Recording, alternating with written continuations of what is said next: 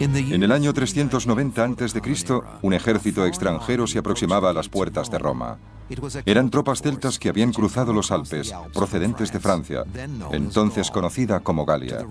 Para griegos y romanos los celtas eran bárbaros, y no había nadie a quien más temieran. La palabra es pánico. Disponemos de ocasionales referencias de autores clásicos al mundo celta que casi siempre destilan el concepto «son peligrosos, un pueblo al que hay que evitar». En parte se debía a la constitución física de los celtas. Los italianos eran pequeños y comparados con ellos los galos eran enormes, 1,80 m, y los italianos no estaban acostumbrados a ellos. Sabemos que Julio César era muy alto para ser romano, 1,67 m. En parte el pánico se debía a las tácticas guerreras de los celtas.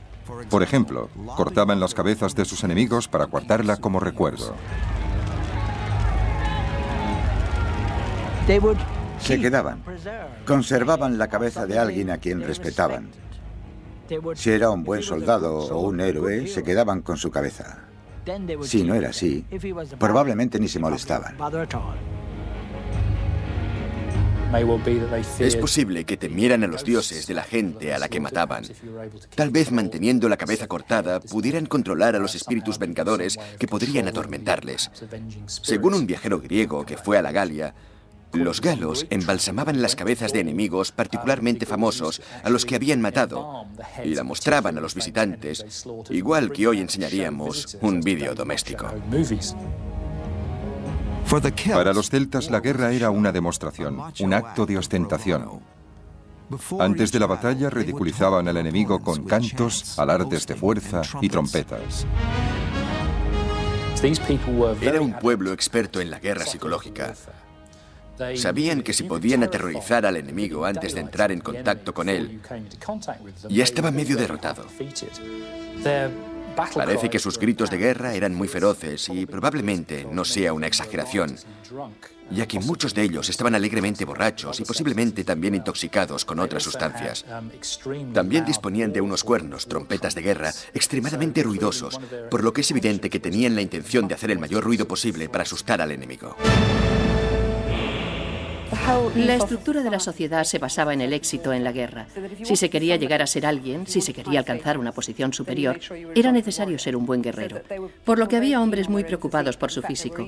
Incluso hacían pruebas para controlar el sobrepeso.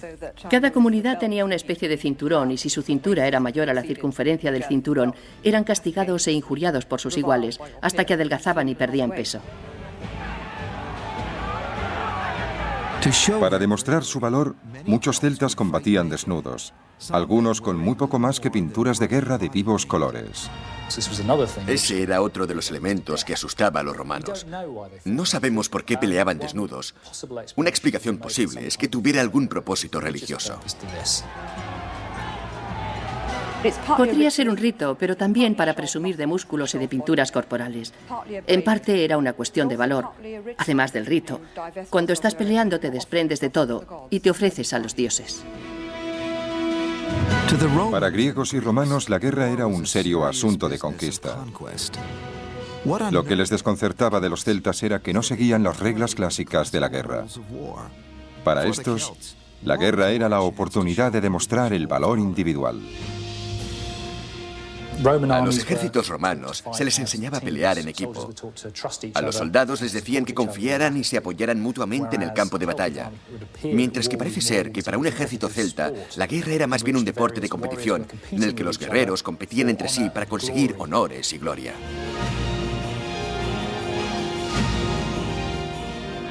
Cuando en el año 390 a.C.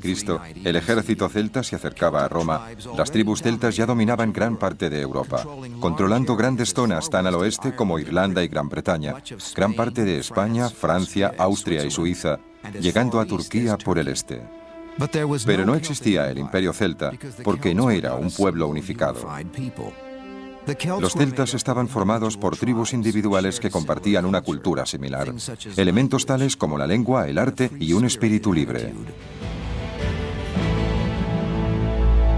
Un planteamiento ante la vida, el arte y la religión. Y no hay duda de que los celtas tenían un planteamiento característico ante la vida de evidente despreocupación. Estos pueblos que vivían en tierras tan distintas como Irlanda, España o Turquía probablemente no mantenían un contacto directo entre ellos, pero su cultura y su lengua eran similares, y en algunos casos también su arte. Artefactos celtas que han sido encontrados en lugares tan distantes como Irlanda y Hungría son muchas veces idénticos en estilo. ¿Cómo es posible que la cultura celta se extendiera tan ampliamente? Los arqueólogos no están seguros, pero creen que se debe a una combinación de comercio, migraciones y campañas militares. Gran parte de la cultura celta sigue siendo un misterio, porque estos no dejaron nada escrito. La suya era una tradición oral, y mucho de lo que sabemos se lo debemos a los escritos de sus enemigos. Lo único que tenemos son opiniones griegas y romanas, pero si intentas evaluar a un pueblo extranjero, no es muy fácil hacerlo cuando lo estás mirando por encima de tu escudo y ellos te están gritando.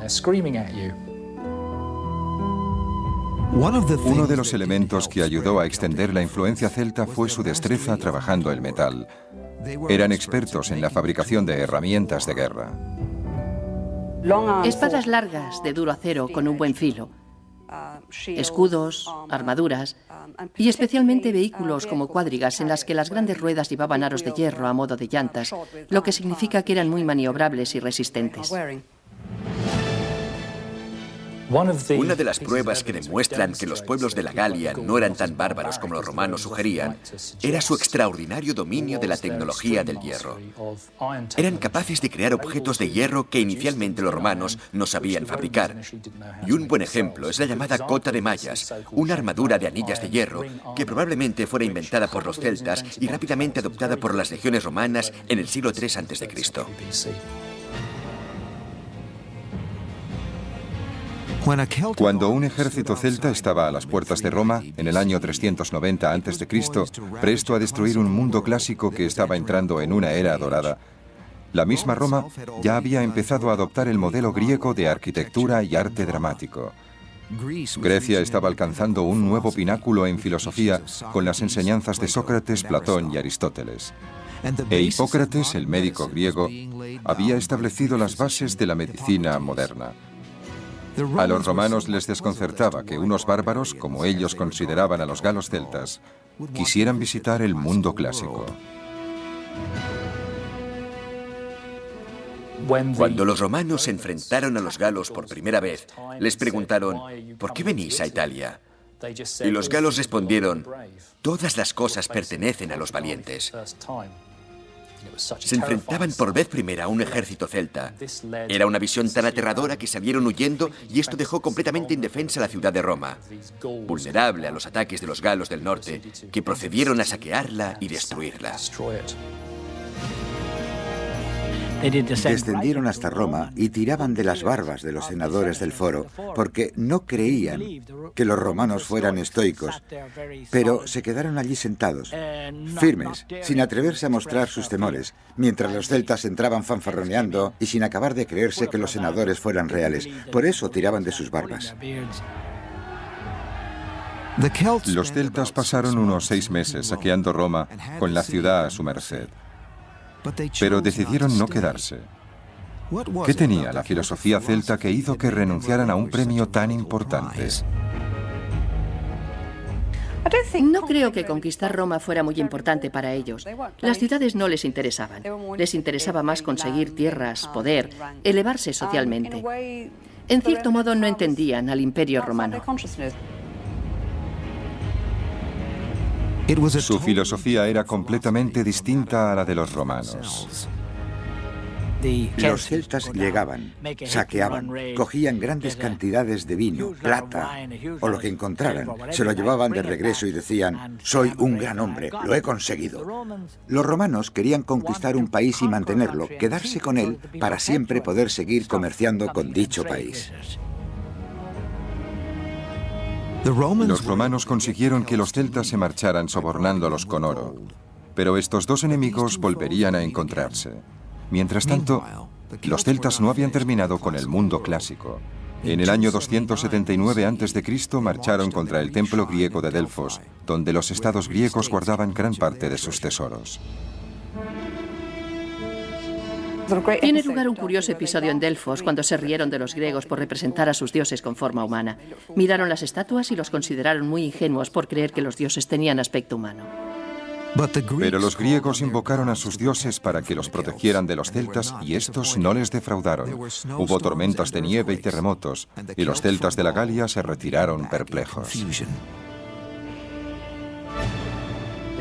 Los dioses enviaron señales de presagios para atacar a los galos, quienes ya no podían entenderse mutuamente y empezaron a pelear entre ellos. Lo que los griegos dijeron es que el dios Pan creó dicha confusión entre ellos, derivándose de él nuestra palabra pánico. A pesar de que los celtas y el mundo clásico habían llegado a ser unos grandes contrincantes en el campo de batalla, la verdad es que los celtas no deseaban vivir en ciudades como los griegos y los romanos.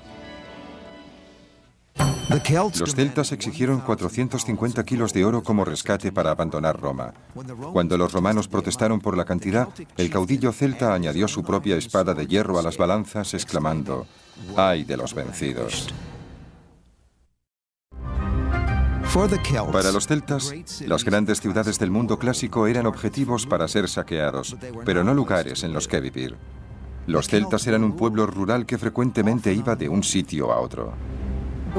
La palabra civilizado significa vivir en una ciudad, y las culturas griega y romana estaban basados en el urbanismo, en vivir en comunidades urbanas estrechamente unidas con todo lo que eso significa. Y por supuesto, los celtas era un pueblo rural que no estaba muy interesado en echar raíces ni en construir grandes estructuras.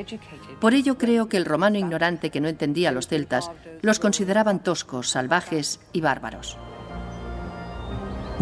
Cuando las tribus celtas no estaban peleando, cultivaban las tierras y vivían en pueblos como este. En el sur de Inglaterra, los arqueólogos han recreado una granja celta, con sus edificaciones, sus animales y sus cultivos, los elementos que conformaban la vida celta hace más de 2000 años. Eran los granjeros quienes financiaban las campañas de los guerreros. Es una sociedad jerarquizada, con un caudillo en la cúspide y bajo él, y no necesariamente para que ese caudillo siga ocupando su lugar, se encuentra la aristocracia guerrera. Bajo ella, la gente que genera el dinero o la riqueza, que así lo prefiere, para que exista dicha aristocracia. Estamos hablando de los granjeros, los empresarios, los carreteros, la gente que comerciaba y producía esa economía excedente que permitía la existencia de la aristocracia. Los celtas vivían principalmente en pequeños pueblos sin aplicar el concepto romano de Estado. También, a diferencia de los romanos, que construían con piedra, los celtas lo hacían con madera, barro y paja, por lo que muy pocas construcciones han sobrevivido hasta nuestros días. Pero los arqueólogos que han reconstruido las edificaciones celtas dicen que muestran una gran complejidad. Cuando se analizan las grandes casas circulares considerando su forma arquitectónica, se llega a la conclusión de que son mucho más complejas, tanto en concepto como en su ejecución, que construir un gran templo de piedra. Creo que son muy superiores, pero utilizaron unos medios diferentes. Utilizaron madera con la que crearon grandes estructuras, edificaciones domésticas con una superficie de 190 metros cuadrados. Para cubrir una casa con un diámetro de casi 20 metros, estamos hablando de 16 toneladas de paja, y eso solo para cubrir el tejado.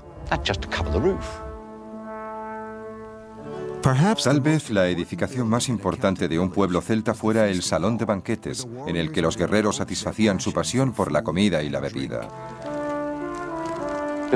Tenemos que imaginar esta gran casa circular, con el fuego en el centro y tal vez un cerdo o un buey asándose en ese fuego central, y a su alrededor los guerreros en orden ascendiente, desde la puerta hasta el jefe, quien se sentaba frente a la puerta ocupando la posición de mayor influencia. Con relación a la comida, lo más importante entre los celtas era la porción del héroe. La porción del héroe era el mejor trozo de carne y se daba al héroe. Provocaba muchas disputas, ya que era frecuente que dos guerreros se desafiaran para saber quién se quedaría con la porción del héroe. Todo el mundo gritaba, apartaban las mesas y parecía que en el salón se celebraba un duelo, seguramente a muerte. Con esto puede entenderse por qué los griegos y los romanos se lo pensaran dos veces antes de invitar a los galos a comer. Los escritores clásicos constantemente criticaban a los celtas por no diluir el vino concentrado de la época. No se molestaban en diluirlo, ya que lo bebían para alcanzar lo más rápidamente posible un estado de parálisis. Esa es una de las razones por la que este pueblo fuera considerado como bárbaro. Aunque la pasión de los celtas era la uva, su especialidad fueron los cereales. Los granjeros celtas, especialmente en Inglaterra, estaban entre los más avanzados de su tiempo. Los granjeros celtas que estuvieron aquí en el primer milenio antes de Cristo ya producían no solo lo suficiente para vivir, sino un excedente para exportar al continente. César nos dice que exportaban cereales y pieles al continente antes de que los romanos interfirieran en la zona. Las semillas que encontramos en las tumbas de los faraones, por ejemplo, son exactamente las mismas que cultivaban los celtas, pero estos lo hacían mejor. Si comparamos los resultados de nuestros programas de investigación aquí en la granja con los tiempos modernos, y para ello remontarnos antes de la Revolución Química en 1950-1960, cuando los productos químicos tuvieron su gran impacto en la agricultura, los resultados nos dan 600 kilos por hectárea, que es mucho más de lo que se conseguía en 1950 como promedio nacional del Reino Unido. A pesar de que los celtas generalmente vivían en pequeños pueblos, podían unirse por razones concretas. Construyeron cientos de castros por toda Europa. El de Maiden Castle, cerca de Dorchester, en Inglaterra, fue construido alrededor del año 500 a.C. para protegerse de otros guerreros e incluso es posible que de otros celtas. Tiene una extensión de unas 40 hectáreas y sus enormes defensas se esculpieron en las colinas. Fue construido sin la ayuda de ninguna tecnología sofisticada.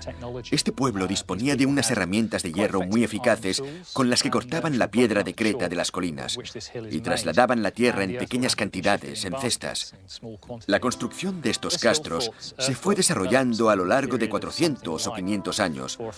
No solo les preocupaba defenderse de sus enemigos, sino también impresionar a las otras comunidades e incluso a ellos mismos con su gran poder. Los castros no solo les ofrecían protección, sino también un lugar en el que vivir y almacenar el grano. Por el año 200 a.C., este castro tendría más o menos el mismo aspecto que en la actualidad, pero su interior estaría cubierto por aquí con grandes casas de techos cónicos y muchas instalaciones para almacenar los productos agrícolas. Pero los castros como el de Maiden Castle también fueron construidos por otras razones.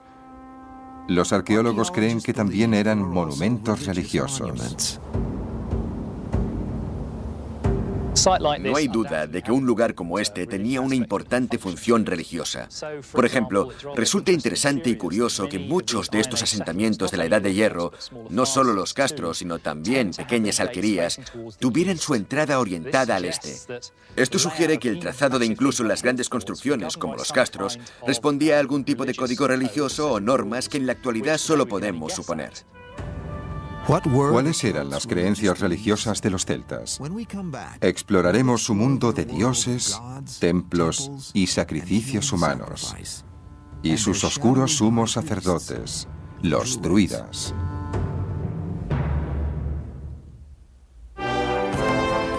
En el resto del mundo, en la época en la que los celtas dejaban su huella en Europa, el rey persa Ciro conquistaba tierras que se extendían desde India hasta el mar Mediterráneo, creando el mayor imperio de la tierra. Grecia, bajo el gobierno de Pericles, entraba en la Edad de Oro de Atenas y el Partenón. Y Siddhartha Gautama, Buda, iniciaba una búsqueda espiritual que cambiaría el curso de la historia en el sudeste asiático.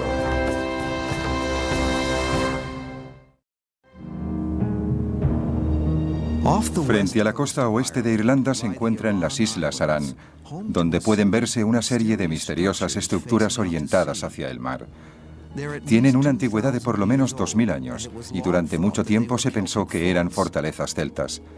Pero los trabajos de los arqueólogos sugieren algo completamente distinto. Estructuras como esta, la de Tuna Engus, eran versiones celtas del Coliseo. anfiteatros para grandes acontecimientos. Estoy seguro de que eran utilizadas como centros ceremoniales. Tenían una plataforma natural muy parecida a la de un escenario que se encuentra en todos ellos. Y estaban rodeados por estas estructuras. Es evidente que fue construido durante varias generaciones, por lo que por algún motivo importante se le añadía otro círculo.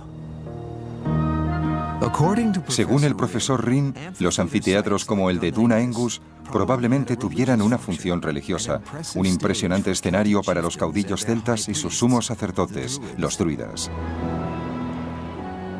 Elegían los lugares más inspiradores y construían grandes monumentos. Puede construirse un gran monumento como el de Dún Aengus, o como San Pedro, o el Partenón, o Stonehenge, con obreros voluntarios, ya que los fines son religiosos. De otra forma no podía hacerse, y elegían los mejores lugares, especialmente elevados, que pudieran ser vistos a kilómetros de distancia para que la gente acudiera de otros asentamientos lejanos. Nadie sabe exactamente lo que ocurría aquí. Pero si estas construcciones eran religiosas, los sacerdotes tenían que ser druidas, cuyo poder sobre la vida cotidiana de los celtas podría ser mayor incluso al de los caudillos. Eran al mismo tiempo sacerdotes, abogados, tal vez incluso médicos. Hacían de árbitros en las disputas. Eran maestros, eran profetas, veían el futuro y principalmente controlaban todo lo sobrenatural y mediaban entre los dioses y los humanos. Los druidas eran esenciales para el éxito de los celtas en la guerra. Aconsejaban a los caudillos sobre el día en que deberían iniciar la batalla. Un calendario de bronce encontrado en Colín, en Francia, del que solo quedaban unos meses, nos sirvió para reconstruir todo el calendario de los celtas locales. Algunos de los días se llamaban matis y otros en matis, que significaba día con suerte y sin suerte. No se pelea en un día sin suerte, se espera a un día con suerte. Es decir, ejercían una gran influencia sobre la gente. La formación de un druida llevaba 20 años, porque todo debía ser memorizado. Los celtas casi no escribieron nada. En vez de ello, transmitieron todos sus conocimientos mediante la lengua celta. Lo que he dicho en irlandés, que es la lengua celta clásica de la actualidad, es que los celtas no tenían un sistema de escritura. No supieron escribir hasta que se encontraron con los romanos y en épocas posteriores. En realidad lo aprendieron todo de memoria, especialmente los druidas. Tal vez fuera un método para mantener los conocimientos entre ellos y que no cayeran en manos de otros pueblos.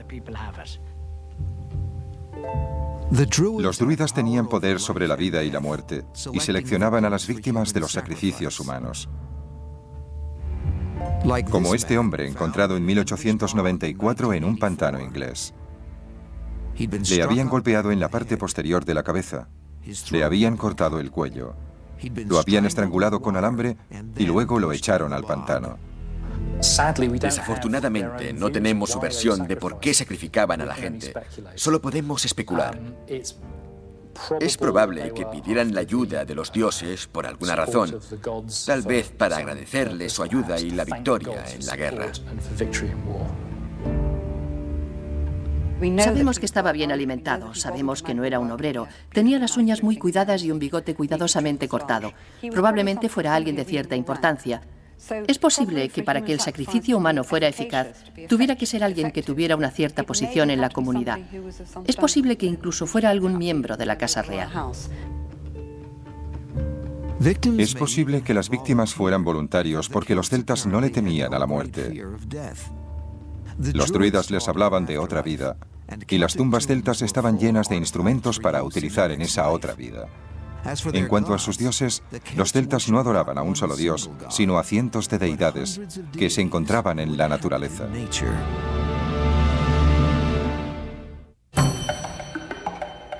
A veces los celtas abrían el vientre de los prisioneros capturados para que los druidas pudieran predecir el futuro, basándose en las condiciones de los intestinos.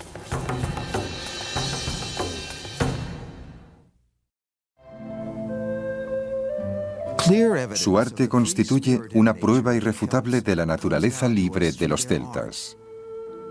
El arte clásico de Grecia o de Roma se basaba en una interpretación realista de las formas humanas. Pero por el contrario, el arte de los celtas estaba más cerca del arte abstracto o impresionista. No les gustaba el realismo. No les parecía artístico.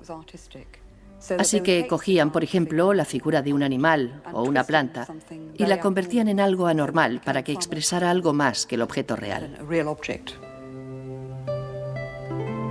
Si pensamos en términos de formas artísticas como el método para averiguar la espiritualidad de un pueblo, el mundo celta tenía un gran sentido de la libertad, un sistema de diseño abierto en todos los sentidos.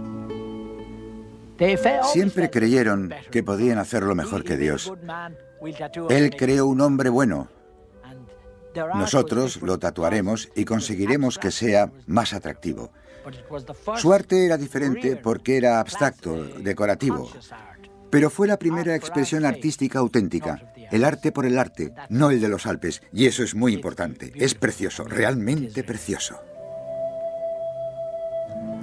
El arte celta refuta la afirmación del mundo clásico de que los celtas eran unos bárbaros. Algunos de los escritores griegos y romanos, en particular el griego Polibio, dijeron que los galos no tenían ningún arte y los objetos que estos producían carecían de valor, porque su sentido estético era muy diferente. Creo que constituye una de las grandes tradiciones artísticas de Europa. Puede compararse con cualquiera de las grandes formas artísticas europeas. Es muy profundo, es extremadamente hábil y los artistas modernos que intentan reproducir algunos de sus diseños les parece muy difícil. Los contrastes entre los celtas y los romanos iban más allá del arte, llegando al campo de batalla. Un ambicioso general romano invadiría las tierras de los celtas buscando mejorar su reputación a base de la sangre celta. Se llamaba Julio César. El poder militar celta había alcanzado su cúspide alrededor del año 300 a.C. Pero en el año 60 a.C., los celtas ya no eran el poder más temido de Europa. Ahora ese título pertenecía a sus viejos enemigos, los romanos. Julio César, uno de los generales romanos con mayor futuro, sabía que necesitaba conquistas extranjeras para ganar fama, dinero y poder.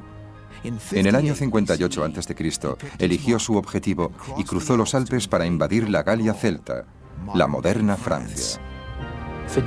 Para Julio César, la Galia simplemente representaba una oportunidad a gran escala de relaciones públicas y un medio de conseguir un gran botín. La mayor cantidad posible de oro para enriquecerse personalmente y para ganar gloria militar. Todo ello le ayudaría a adquirir un mayor poder en Roma. Tuvo muy poca relación con los galos. Solo fueron las oportunidades que se presentaron cuando lo necesitaba. Iba a ser una lucha entre la maquinaria militar romana y las tribus celtas, que carecían de una defensa cohesionada. Los romanos disponían de un ejército organizado. Era un pueblo sistemáticamente militar que iba a la guerra disponiendo de unos maravillosos métodos de combate de los que carecían los celtas y otros pueblos. Los celtas no estaban acostumbrados a combatir juntos.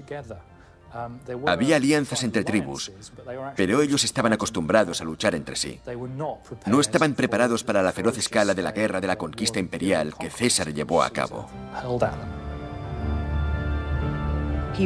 César consiguió eliminarlos tribu por tribu. Tenemos informes que muestran una crueldad increíble. Una tribu en concreto, los Nervi, que disponía de más de 5.000 guerreros, quedaron reducidos a 500 cuando César hubo terminado con ellos. Según los relatos de los romanos, la campaña de César en las Galias tuvo como resultado más de 1 millón de celtas muertos y otro 1 millón tomados como esclavos. Probablemente fuera la campaña más sangrienta que vivió Europa hasta las guerras napoleónicas 2000 años después. Pero los galos consiguieron contraatacar bajo la dirección de un joven noble celta llamado Vercingetorix. Consiguió, a pesar de las tradiciones del pasado, reunir un gran número de tribus galas bajo su mando. Eran conscientes de que estaban luchando por su libertad y fue la última oposición de los celtas a Roma. Vercingetorix organizó una campaña a base de ataques relámpago por la Galia, cortando las líneas de suministros de César, y estuvo a punto de alcanzar la victoria. En una o dos ocasiones, César tuvo grandes problemas con el ejército de Vercingetorix, y si la suerte de algunas batallas hubiese sido ligeramente diferente, César hubiese podido morir en el campo de batalla, o por lo menos haber sufrido un descrédito político que habría puesto fin a su carrera. Pero por fin los celtas galos y su caudillo no pudieron resistir la maquinaria de guerra romana y se vieron obligados a rendirse. Vercingetorix se convirtió en el prisionero de César. Se vio obligado, como era práctica común entre los romanos, a marchar encadenado en el desfile triunfal de Julio César en la ciudad de Roma, que celebraba su conquista de las Galias, y después fue ejecutado siguiendo el ritual. César también invadió Britania, otro baluarte celta, pero sin éxito. Sin embargo, un siglo después, en el año 43 de nuestra era, Claudio, el emperador romano, organizó una nueva campaña contra las islas. Los británicos opusieron una valiente resistencia contra la invasión romana, que probablemente consistiera en 40.000 soldados. Este fue el mayor ataque a través del canal en cualquier dirección antes del día D, en 1944. Los romanos, algunos montados en elefantes, que los británicos celtas no habían visto nunca, avanzaron por el sur de Britania, atacando pueblos y castros como el de Maiden Castle. Defensas como estas no plantearían un gran problema para los romanos. Evidentemente sufrirían algunas bajas atacando una fortaleza así, pero yo diría que tardarían solo un día para entrar en ella, utilizando artillería y quemando las puertas. Los celtas del interior de la fortaleza se defendieron ferozmente, pero sin éxito.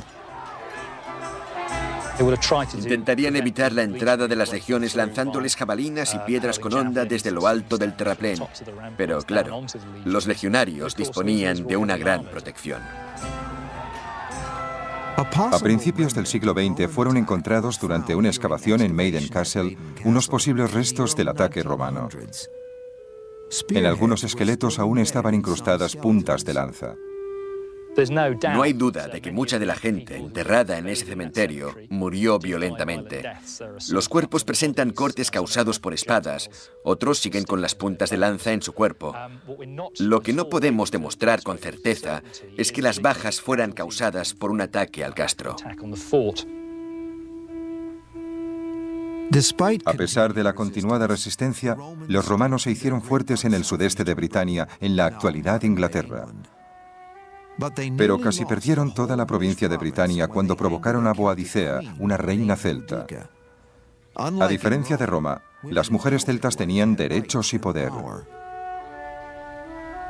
Las mujeres recibían un buen trato, gozaban de igualdad, disponían de autonomía dentro del matrimonio, aportaban dinero, podían poseer propiedades y obtenían dinero también. No afirmaría que las mujeres disfrutaban de un liberalismo y libertad absoluta, pero era mucho mayor que la del mundo clásico. Las mujeres celtas podían gobernar a tribus y comandar ejércitos en el campo de batalla. Una de las cosas que decían los romanos es que no les iba nada mal contra un celta hasta que aparecía su mujer. Parece que algunas de las mujeres celtas eran muy buenas en el campo de batalla. Cuando Boadicea se negó a entregar el control de sus tierras a los romanos, los soldados romanos la flagelaron y violaron a sus 2 hijas. Las acciones de los capitanes romanos fueron tan brutales e irritaron tanto a los celtas que provocaron una explosión de energía retenida y una gran agresividad, resistencia y resentimiento ante la presencia romana. Las tribus celtas reaccionaron de forma rápida y con fuerza, capitaneados por la reina Boadicea.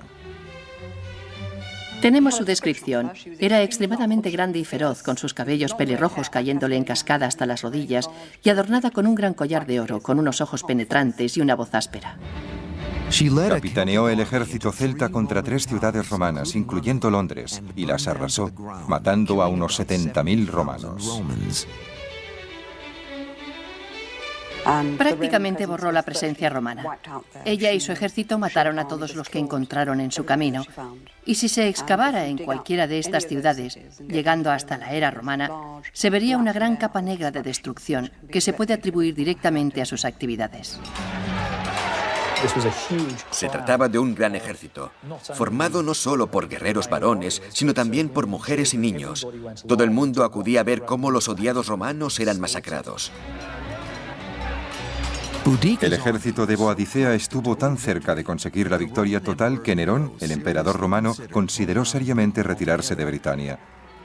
Pero en una confrontación decisiva, el ejército de Boadicea fue derrotado. Ella y sus hijas prefirieron suicidarse antes que rendirse ante los romanos. Gradualmente, después de eso, las tribus celtas de Britania se romanizaron. La gente se vio obligada a vivir en ciudades. Cuando los romanos invadieron Britania, lo primero que hicieron fue imponer la urbanización, porque así podían controlar al pueblo. Así, la vida se concentró en las ciudades, en las nuevas ciudades que fueron construidas. La mayor parte de los rastros más evidentes de la estructura social y organización prerromana fueron eliminados por la romanización. Se produjeron cambios que hacen imposible cualquier reconocimiento. Cuando se fueron los romanos, no había en el este nada que pudiera considerarse celta. La cultura celta se enfrentaba a la extinción bajo el peso del dominio romano. Pero como veremos, contra cualquier probabilidad consiguió sobrevivir y continuó influenciando la vida occidental hasta la actualidad.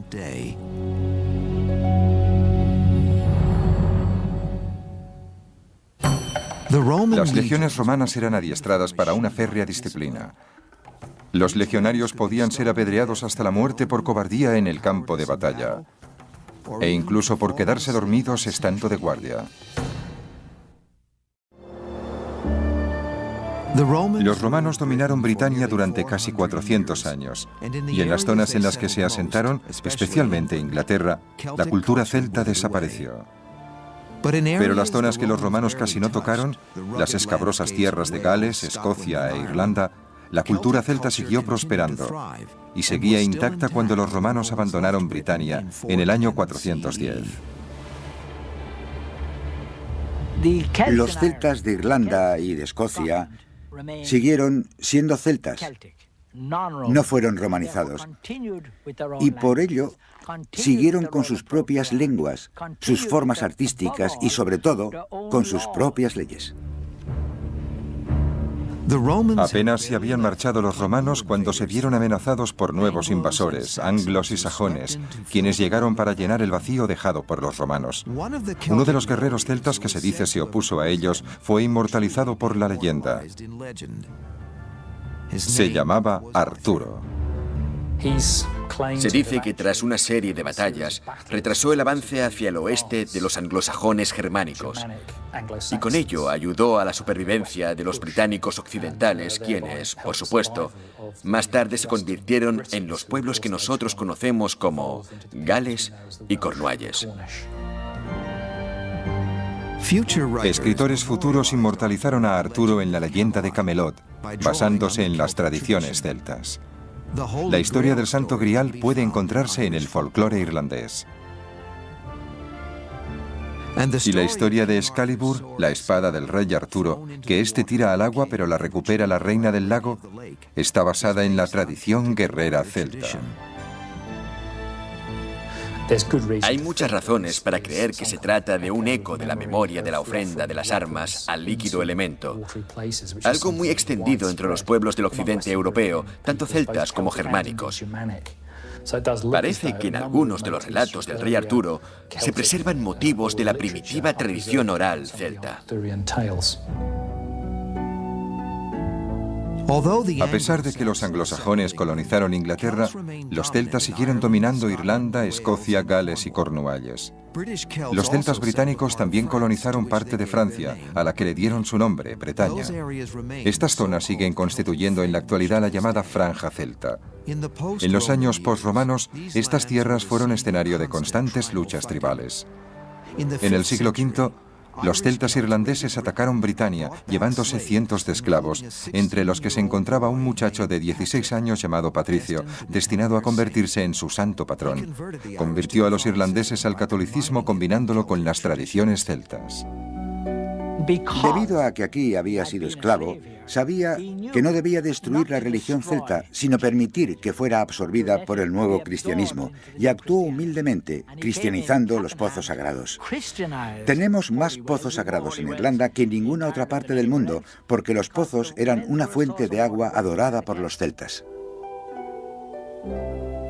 Los monjes irlandeses ocuparon el lugar de los druidas y fueron vitales para mantener viva la cultura celta, porque ellos fueron los primeros en transcribir el folclore celta. Escribieron las antiguas historias celtas. Incluso se dice que lo que escribieron era una ventana a la Edad de Hierro. Es decir, era una forma de observar el pasado más lejano. De no haber escrito las antiguas narraciones celtas, nos habríamos perdido una parte importante de nuestra historia y sabríamos mucho menos acerca de los celtas. Tendríamos que basarnos únicamente en los relatos de los escritores clásicos griegos y romanos, quienes, por supuesto, mantenían distintos prejuicios. Desde entonces, los países celtas han mantenido sus lenguas y muchos de sus antiguos rasgos, especialmente el individualismo. La necesidad de tener que afirmar la individualidad, la necesidad de preservar una cultura, lo encontramos donde quiera que vayamos en el mundo moderno celta, tanto si es Escocia, Gales, luchando por su lengua, o bien Britania, luchando de nuevo por su lengua y su forma independiente de vida. Es algo fundamental para los celtas desde el tiempo de los romanos. Para mí, el mundo celta prehistórico tipifica la libertad que los europeos expresan cuando están sometidos a una gran presión. Creo que se encuentra en el diseño curvilíneo, la curva abierta. El hombre que dice: yo no me ato a nada, soy un ser libre. Esto es lo que quiero hacer. Ese es el legado del mundo celta al nuestro. Si un antiguo guerrero celta regresara hoy a tierras celtas, podría encontrar que la cultura, así como el paisaje, le resultaría familiar. Creo que se sentiría como en casa. Encajaría con la gente, iría al pub por la noche a tomarse una cerveza y a charlar con los hombres, y bailaría un poco, escucharía música, discutiría y se divertiría. El legado de los celtas sigue vivo en su arte, su lengua y su actitud ante la vida. Pero ese legado estuvo a punto de ser mucho más. Si los celtas que conquistaron Roma hace 2400 años se hubieran quedado en vez de marcharse aceptando el soborno, es posible que hubieran sido los celtas quienes hubiesen levantado un imperio europeo. Es uno de los giros del destino que deberíamos considerar en nuestra búsqueda de la historia.